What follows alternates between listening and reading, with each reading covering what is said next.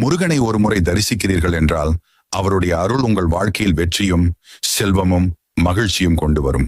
முருகன் ஒரு போர் தேவன் மட்டுமல்ல, அவர் அருள் பெற்றவனுக்கு எந்த இடையூறும் தடையாக வராது. சபரிமலைக்கு போனாலும் திருச்செந்தூருக்கு போனாலும் முருகனை நினைத்தாலே கூட மனதில் இருந்த கஷ்டங்கள் அகன்றுவிடும். வாழ்க்கையில் சில சமயம் நம்மால் எதையும் செய்ய முடியாத மாதிரி தோன்றும். அப்போதே முருகனை தியானிக்கவும், ஓம் சரவண பவ என்று சொல்லவும்.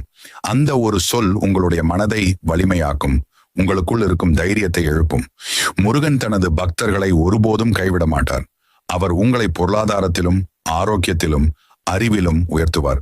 நீங்கள் நினைத்த சிறிய விருப்பங்கள் மட்டுமல்ல, பெரிய கனவுகளையும் முருகன் நிறைவேற்றுவார். நாளை உங்களுக்கு நல்ல வேலை கிடைக்குமா? வியாபாரம் வெற்றி பெறுமா?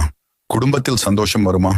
எல்லாவற்றுக்கும் ஒரு பதில் முருகனின் அருள் இருந்தால் அது நிச்சயம் நடக்கும். அதனால் இன்று முருகனை தரிசித்து அவரிடம் உங்களுடைய